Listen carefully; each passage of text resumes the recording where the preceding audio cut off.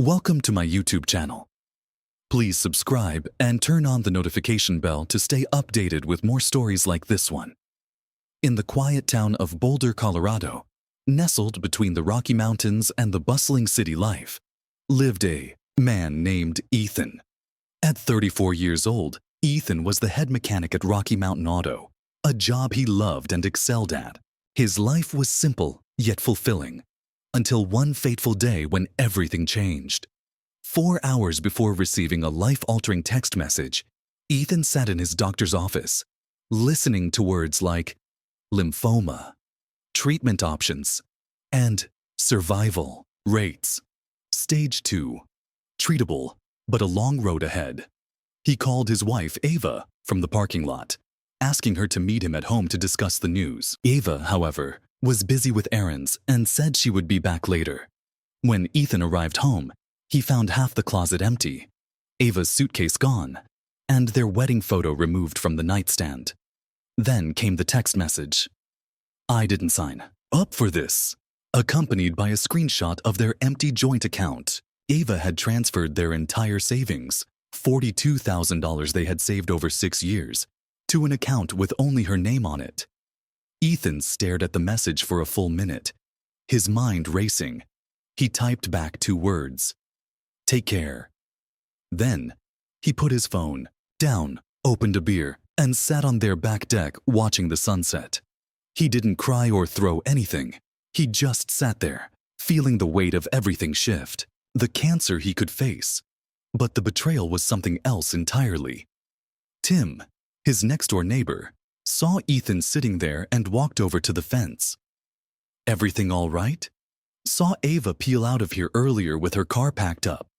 Got some health news," Ethan said. "She didn't take it well." Tim nodded, not pushing for more. "Let me know if you need anything. Lisa makes a mean casserole." "Appreciate it," Ethan said. After Tim left, Ethan went inside and pulled out the folder his Uncle Mark had given him last month. Mark had retired from estate planning last year, but still kept his hand in. When Ethan's grandfather passed away in March and left him a small piece of land up north, Mark had helped him get the paperwork straight. "Everyone needs their affairs in order," Mark had said, "especially when you're married. Protect each other." Ethan had started the process, updating his will and listing Ava as co-owner on the '71 Chevy Camaro he had restored. Though he hadn't filed the final paperwork with the DMV yet, he had also set up a secondary account at a different bank for the land sale proceeds when that went through.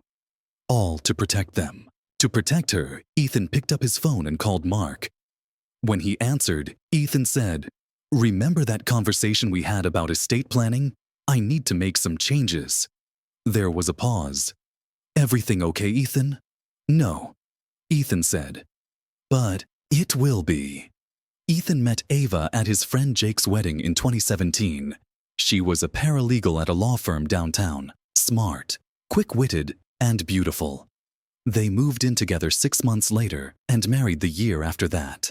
The first few years were good. They saved for a house, found a fixer-upper in a decent neighborhood, and Ethan spent weekends replacing cabinets, refinishing floors, and installing new plumbing. Ava chose paint colors and furniture, posting before and after photos online and calling them a renovation success story. Ethan's dad died when he was 14. His mom raised him and his sister on a teacher's salary, teaching them to work hard, live within their means, and always have a backup plan. After his mom passed, 3 years ago, that backup plan became even more important to him.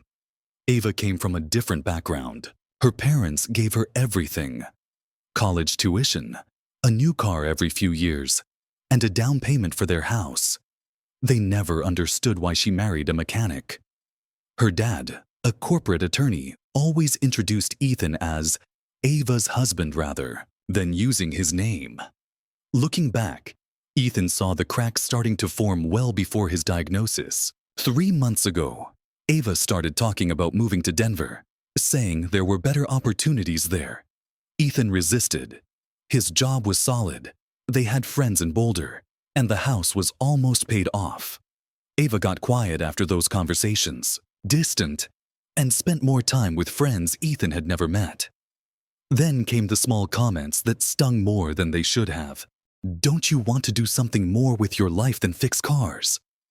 My college roommate's husband just made partner at his firm. They're building a vacation home. Sometimes I wonder what would have happened if I'd moved to New York after graduation, instead of staying here. Ethan ignored the signs, telling himself every marriage had rough patches and that they would work through it. When he found the business card for an apartment complex in Denver tucked in Ava's purse, he still didn't confront her. He quietly called his Uncle Mark to discuss updating their legal paperwork and started documenting their assets, just in case. 2 weeks later, Ethan went to the doctor for what he thought was a persistent cold. He found swollen lymph nodes instead. Then came the blood tests, the biopsy, and the night before his final diagnosis. Ethan and Ava had dinner at their kitchen table. Ava talked about a coworker's promotion while Ethan watched her face, wondering if she would notice the fear in his. Everything okay? Ava finally asked. Yeah. Ethan lied. Just tired. Ava nodded and kept eating, not pushing further, not really looking at him. That should have told Ethan everything he needed to know. 3 days after Ava left, Ethan started chemotherapy. The first session hit him harder than he expected. The nurse showed him to a recliner, hooked up the IV, and asked if his ride was in the waiting room. Took an Uber, Ethan said. My wife's out of town. The nurse gave him a look he couldn't quite read, then patted his arm. First one's the hardest. You'll get through this. Ethan nodded, not trusting himself to speak. He hadn't told anyone except Tim next door that Ava was gone for good, not just out of town. Somehow saying it aloud would make it more real, more shameful. When he got home, there was a casserole on his front porch with a note from Tim's wife. Made too much. Enjoy. Ethan knew it was a lie, but he appreciated it anyway. He tried to eat but couldn't keep anything down. He ended up on the bathroom floor, sweating and shaking, alone. That night, Ethan called his sister Mia in Fort Collins. He told her everything.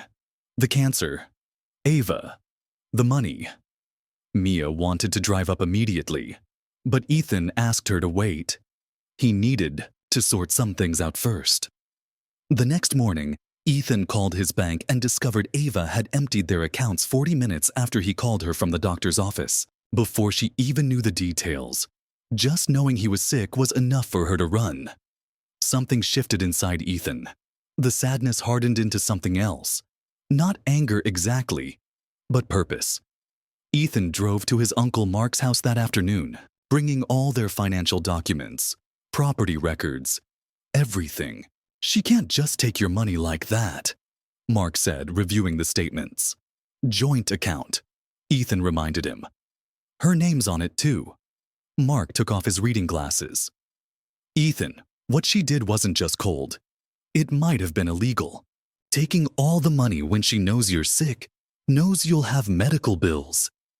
Can I prove that? That she knew? Ethan asked. Mark thought for a moment. Phone records would show you called her right after your appointment. The bank statement shows when she made the transfer. If you documented your diagnosis date.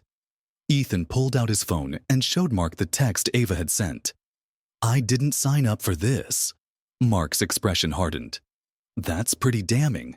They spent the next 3 hours mapping out a strategy.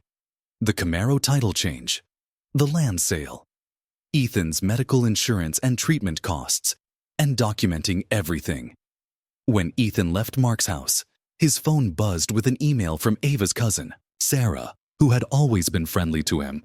Ethan, I heard what happened. I'm so sorry. I don't know what Ava is thinking. Just wanted you to know I'm here if you need anything. Ethan stared at the message for a long time, then replied, Does Ava know about my diagnosis? Sarah's response came quickly. Yes. She told everyone you have cancer but said she couldn't handle it and needed a fresh start. My whole family is shocked. This isn't right. Ethan thanked her and put his phone away, driving home with the windows down, feeling the summer air on his face. For the first time since the diagnosis, he felt clarity. He knew exactly what he needed to do. 2 weeks into treatment, Ethan got a letter from Ava's lawyer. She wanted a divorce, citing irreconcilable differences, and requested to be removed from the mortgage, but wanted half the equity in the house. She said nothing about the money she had already taken. Nothing about Ethan's illness. Ethan took the letter to Mark. "Pretty bold," Mark said, scanning the document. "Takes all your savings knowing you're sick, then wants half the house too. What should I do?" Ethan asked. "Don't respond yet," Mark advised. "Let's see how far she wants to push this." The next day, Ethan got a text from a number he didn't recognize. "Ethan, it's Ava. This is my new number. I know you're upset, but we need to figure this out. My lawyer says I'm entitled to half the house." Ethan didn't respond. 3 days later, another text. "Ethan, being childish won't help. I know you're going through stuff, but I have rights too. Going through stuff." Like cancer was a bad mood Ethan needed to get over. He blocked the number. Ethan's third chemo session hit him hard. He couldn't keep food down for 2 days and lost 15 pounds. Mia finally came up from Fort Collins and stayed for a week, cleaning the house, stocking the freezer with meals, and driving Ethan to appointments. The day before she left, they got another letter from Ava's lawyer. More demands, more threats about what Ethan owed her. Mia was furious. After what she did, she's lucky you haven't taken her to court for the money she stole. "We'll get there," Ethan said. The following week, Ethan received a certified letter from the bank. Ava had tried to remove his name from their joint credit cards but couldn't without his signature. She had also attempted to access their safe deposit box, the one containing the deed to the house, the Camaro title, and Ethan's grandfather's will. The bank had denied her access when she couldn't produce the second key, Ethan's key. Ethan called Mark immediately. "She's getting desperate," Mark said. "Probably realized she left loose ends." "What's my next move?" Ethan asked. "Let's close that safe deposit box. Move everything to a new one in your name only, and I think it's time to file those title changes for the Camaro." Ethan took a sick day, though every day was a sick day now. He went to the bank, closed the box, and opened a new one. He went to the DMV and removed Ava's name from the title that had never been finalized. That night, another text from a new number. "You changed the Camaro title? That car is half mine. You put my name on it." Ethan stared at the message, wondering how Ava knew already. He had only filed the paperwork that morning. Then it clicked. She must have someone at the DMV or the bank feeding her information, watching his moves. Ethan called Mark. "I think she has help. Someone telling her what I'm doing." Mark was quiet for a moment. "Her father has connections. Wouldn't put it past him." "What do I do?" Ethan asked. "They feed them wrong information," Mark said. "Let's set a trap." The next day, Ethan called the realtor who had been handling his grandfather's land sale.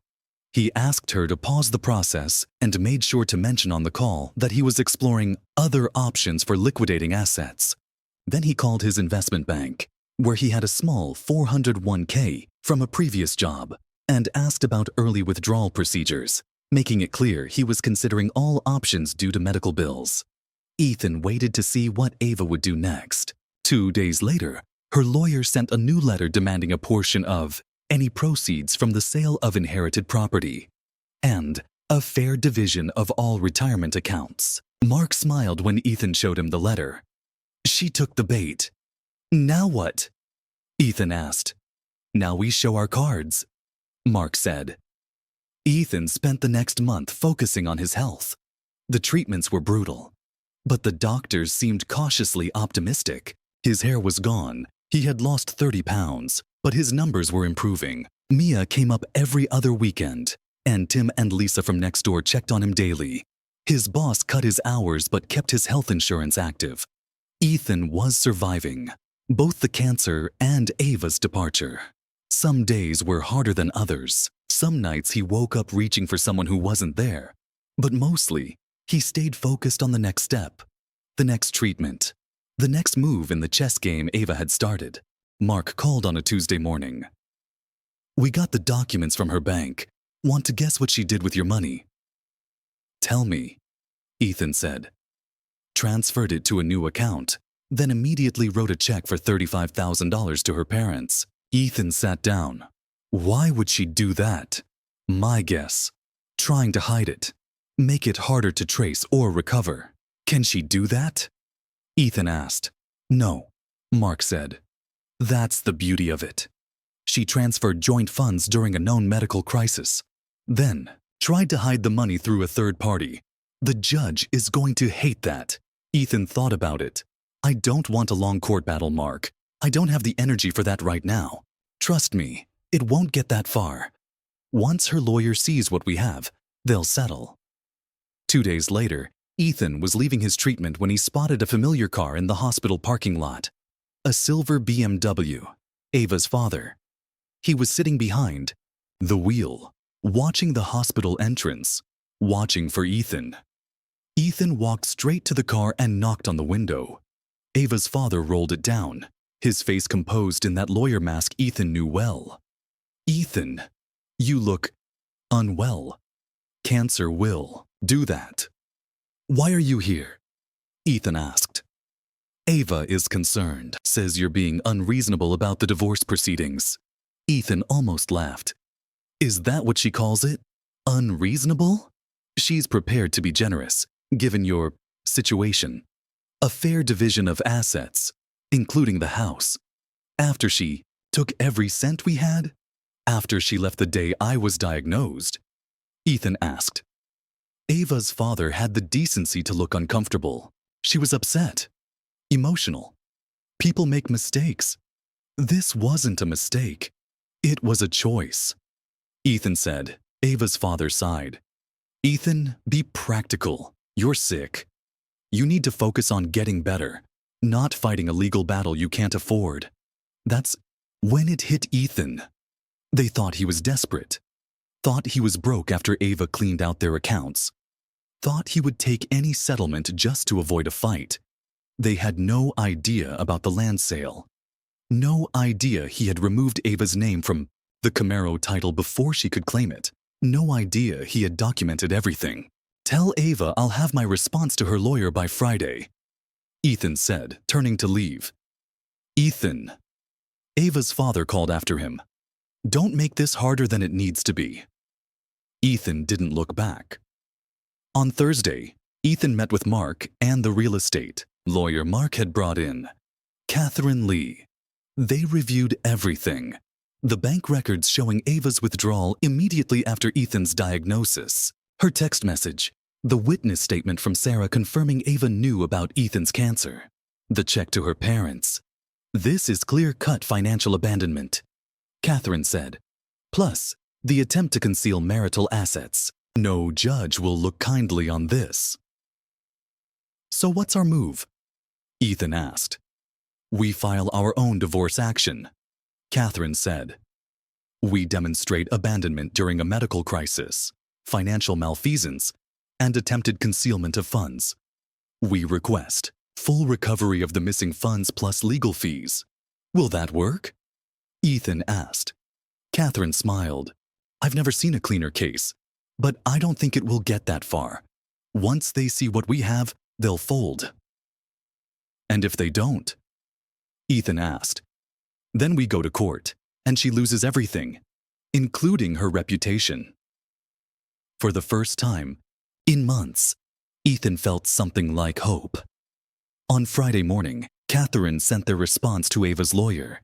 A complete divorce filing with all the evidence attached. Bank records, text messages, witness statements, medical documentation. Everything laid out in cold, clear detail. By noon, Ava's lawyer requested an emergency meeting. No, that was fast. Ethan told Mark over the phone. "They weren't expecting you to have ammunition," Mark said. "They thought you were too sick, too broke, or too beaten down to fight back." The meeting was set for Monday. Ethan spent the weekend resting, preparing mentally. On Sunday night, he got a text from yet another new number. "This is cruel, Ethan. I made a mistake, but this is vindictive. My parents can't give the money back right now. You're trying to destroy me." Ethan stared at the screen. Vindictive? He wasn't the one who abandoned a sick spouse and stole their life savings. He wasn't the one hiding behind lawyers and parents. For the first time, Ethan texted back. Actions have consequences. Monday morning, Ethan met Mark and Catherine at her office. They wanted him there but advised him to say nothing unless directly asked a question. Ava arrived with her father and her lawyer, a thin man with expensive glasses and a permanent frown. She looked good, tanned, rested, like the past few months had been a vacation while Ethan had been fighting for his life. She wouldn't meet his eyes. Her lawyer spoke first. "We've reviewed your filing. While we disagree with your characterization of events, my client is willing to negotiate a settlement to avoid unnecessary conflict." Catherine smiled. "Let me be clear. This isn't a negotiation. It's a courtesy meeting before we proceed to court. Your client abandoned her husband upon his cancer diagnosis, emptied their joint accounts, attempted to hide those funds through her parents, and then demanded additional assets. We have documented everything." Ava shifted in her seat. Her father leaned forward. "Surely we can reach a reasonable—" "Your daughter transferred her husband's medical emergency fund to you." Catherine cut in. "We have the check records. Will you be returning those funds today? Or shall we add you to the lawsuit for accepting fraudulently obtained marital assets?" The room went silent. Ava's lawyer cleared his throat. "What exactly are you demanding?" he asked. Catherine laid out their terms. Full return of the $42,000, Ava to relinquish all claims to the house, the Camaro, Ethan's grandfather's land, and his retirement accounts. She would assume responsibility for all legal fees. In exchange, Ethan would not pursue criminal charges for financial fraud and abandonment. "This is robbery," Ava's father muttered. "No," Catherine replied calmly. "Robbery is what your daughter did. This is justice." The meeting ended with Ava's lawyer asking for 48 hours to consider their terms. As they left the conference room, Ava tried to catch Ethan's eye. He walked past her without slowing down. In the elevator, Mark squeezed Ethan's shoulder. "You did good in there." "I didn't do anything," Ethan said. "Just sat there." "Sometimes that's the hardest part," Mark replied. 2 days later, Catherine called. Ava had accepted all their terms. Her parents would return the full $42,000 within 30 days. She would sign the papers relinquishing all claims to their property. "It's over," Catherine said. "You won, but it didn't feel like winning. It felt like the end of something Ethan once thought would last forever, like closing a book halfway through the story." Still, for the first time since his diagnosis, Ethan slept through the night. The settlement money arrived exactly 30 days later. A cashier's check for the full $42,000. Ethan deposited it immediately, then called his oncologist's office to pay down his medical bills. The nurse who had been with him from the first treatment, Maria, was at the front desk when he arrived. "You're looking better," she said. "Numbers came back good last week." "Feel better too," Ethan said, handing over the check. Maria glanced at the amount. "Insurance came through?" "Something like that," Ethan said. The divorce was finalized a week later. Ethan signed the papers at Catherine's office, feeling strangely empty. Not sad, not angry, just done. "What now?" Mark asked as they left the building. "Finish treatment. Get better. Figure out what's next," Ethan said. Mark nodded. "The land sale should close next month. That's another $70,000. And if you decide to sell the Camaro—" "Not yet," Ethan said. "I'm not ready to let go of everything." That evening, Ethan sat on his back deck with a glass of water, watching the sunset. The nausea from chemo had finally subsided. His hair was starting to grow back, patchy, but there. The doctors were using words like responding well and promising outlook. Ethan's phone buzzed with an email from Sarah, Ava's cousin. "Ethan, I heard everything's finalized. I'm so sorry for what my family did to you. Ava's parents are selling their Aspen cabin to cover the money they owe you. My aunt is furious, blaming you instead of Ava. But I wanted you to know some of us understand what really happened. I hope you're doing better. You deserve that much." Ethan put his phone away without replying. He didn't need to engage with Ava's family drama anymore. It was time to focus on healing, on rebuilding, on whatever came next. 6 months later, Ethan's oncologist said the words he had been waiting for. Complete remission. Ethan sat in her office, letting the news sink in. Not cured. Lymphoma could always come back. But for now, the cancer was gone. The battle won. What happens now? Ethan asked. Regular checkups, blood work, scans every 6 months.